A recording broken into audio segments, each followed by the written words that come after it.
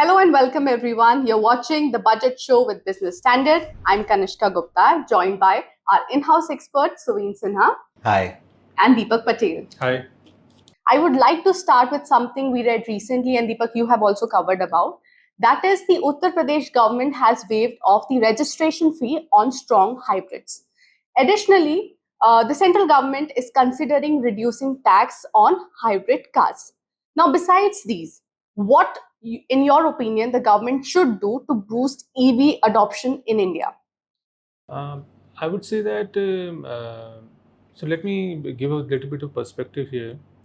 Uh, in the auto industry, there is not a single opinion right now on what exactly should be done when it comes to pushing green technologies.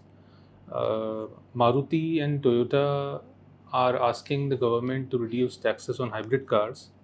However, on the other hand, we have observed that Tata and Mahindra have very strongly asked the government to keep its focus on electric vehicles and electric cars. So in this scenario, the government has multiple options. Government has multiple schemes also. One is FAME, through which it is providing subsidies to EV makers, local EV makers. And the second thing is, which is the demand of Maruti and Toyota, is that taxes can be reduced. GST especially can be reduced on hybrid cars. So yeah, I mean, these are two main options right now. Of course, government also has a scheme for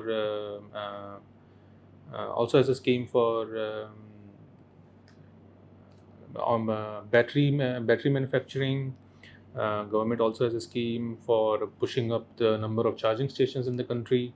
So yeah, I mean, we have multiple schemes, but yeah, this is what the situation is right now. I'm usurping your role a little bit, but I'll present this question to you, Deepak, and also to you, Kanishka. We talk a lot about electric vehicles, right? And for good reason. And the pollution, emission, all those things are there. And of course, the fuel bill and the balance of payments, import of oil, all those things are there. Tell me something, why do we need to give incentives to anyone to buy electric vehicles? If electric vehicles are such a great thing, you have a phone, right? Yeah. Did you get a government incentive to buy that phone? No. Did you? Did I? We all bought it because there was a great use case. It's a great product. We need it. If electric vehicles are what the doctor ordered, why do we need any kind of incentives on them? So, I mean, one of the things when you talk to any of these major automobile companies that Yes. comes out is that any of the green technologies, whether it is not just electric vehicles, even the hybrid cars, strong hybrid cars, or even plug-in hybrid cars, the price of these new technologies, when compared to fossil fuel run vehicles, is still very, very high. Yes. And for example, the price differential, when I was last talking to Kia sales director, I remember he mentioned that the price differential between a fossil fuel vehicle and an equivalent electric vehicle was still around 50%, Right. which is a huge differential, for someone who is going to buy a car. Yes. And that's why, and I think this differential is after subsidies. This is what he was mentioning. So even if we remove subsidies, I'm pretty sure it will go further up. So the point is that in such a scenario, when the technology is new, Yes. and especially in India, where most of the manufacturing is not indigenous, related to electric vehicle, battery manufacturing especially. So in situation like this in our country, the auto companies need this subsidy to make electric car manufacturing a viable business. Yeah.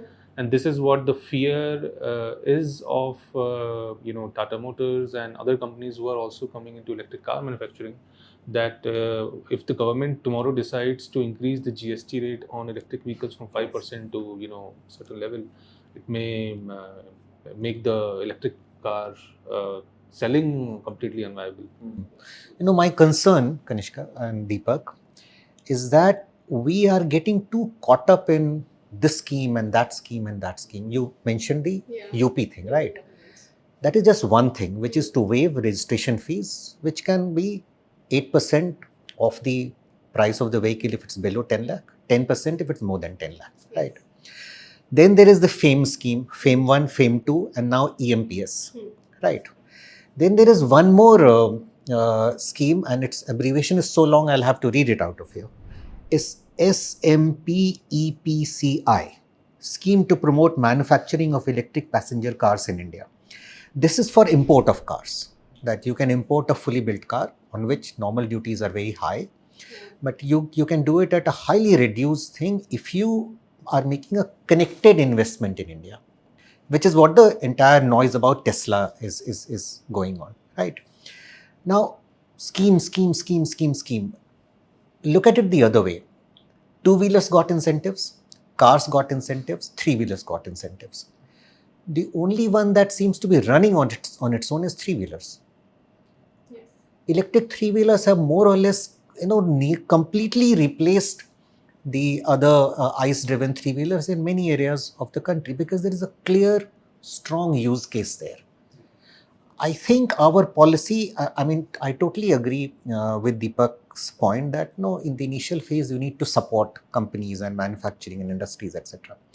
But at some point, these guys have to stand on their own 2 feet, which can happen if there is a sustainable ecosystem, which, charging infrastructure you talked about, and the range thing of every battery that has to, which is why I think electric cars are not as much a success as three-wheelers, despite the incentives and push and everything.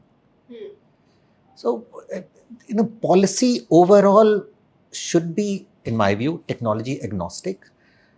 And personally, I believe in market. The markets, the consumers, they decide. We just talked about phones and several, we can go example after example where no push has been needed because there is a strong demand, because people need it, they want it.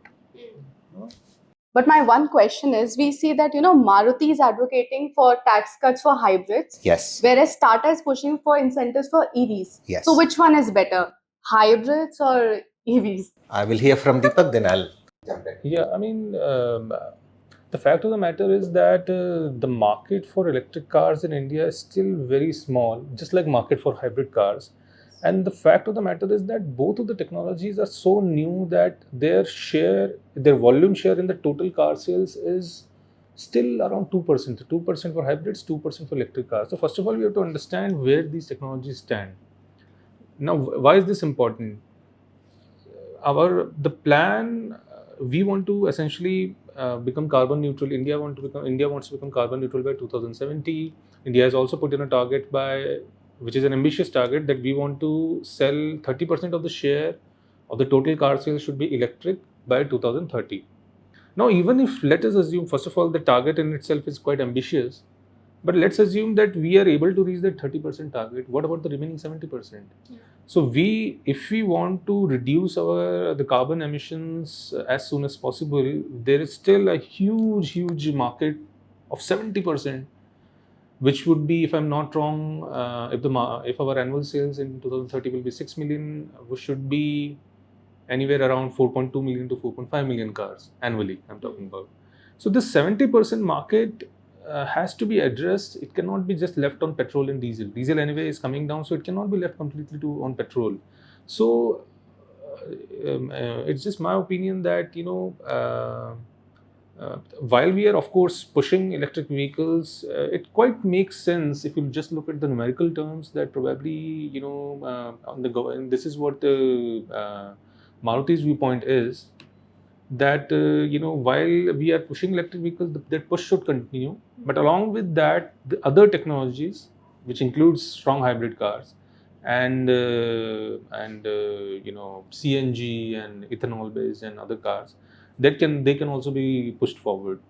So yeah, that is what the demand says. And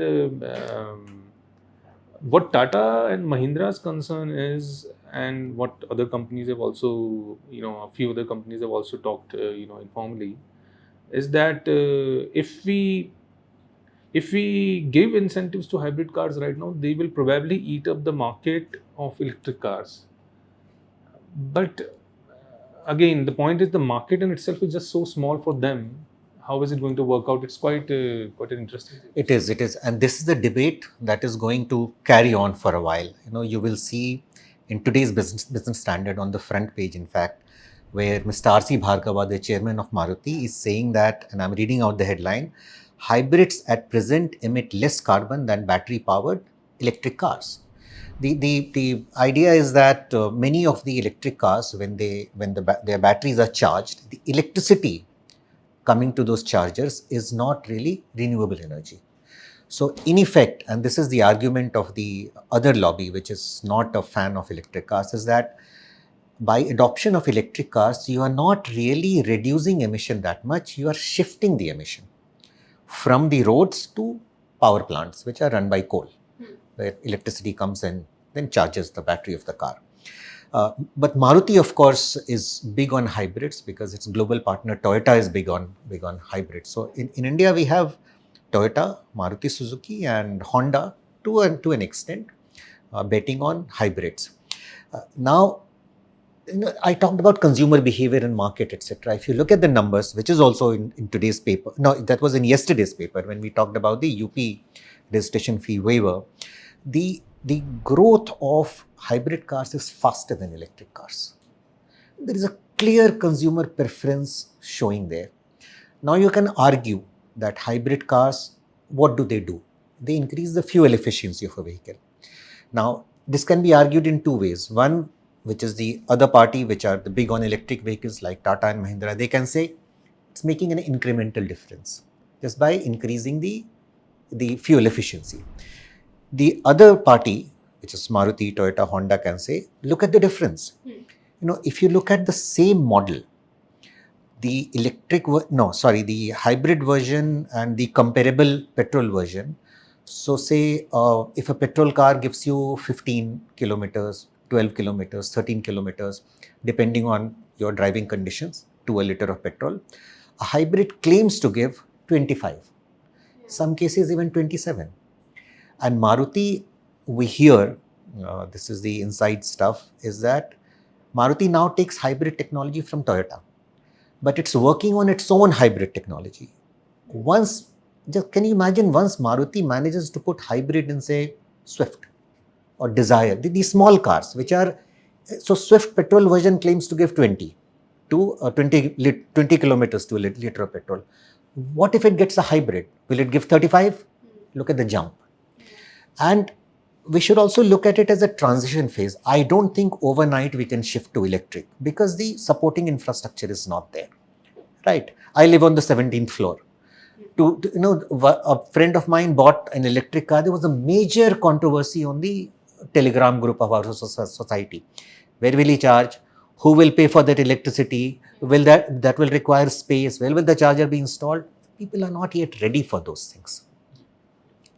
So let's say if someone is planning to buy a car right now, yes, should they wait for the budget announcement?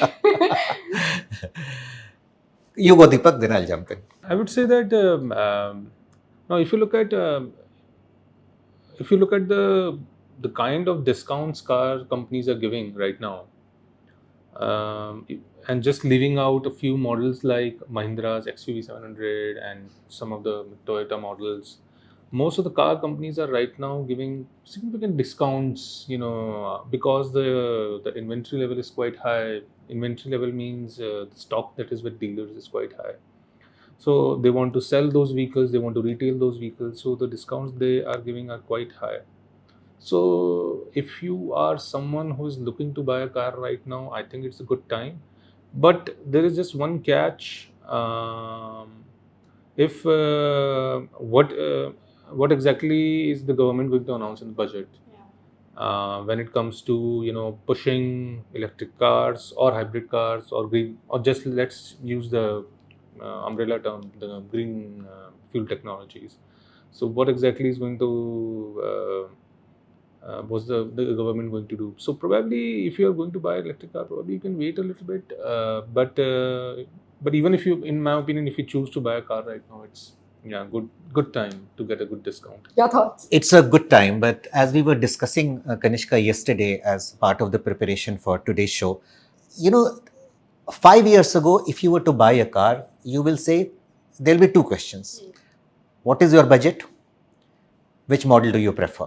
Within that, it can be hatchback, sedan, SUV, etc., etc. Today, it's not which model you buy. Today is which technology do you buy? Do you buy ICE, which is internal combustion engine? See, diesel is more or less going out in many cases. So let's say petrol-driven cars, in some cases diesel. Or do you buy electric, or do you buy hybrid? That is the big question. But to answer your point about is it a good time to buy? If your technology question is answered, I'm going to buy a petrol car, go right ahead and buy it, or diesel car, buy it.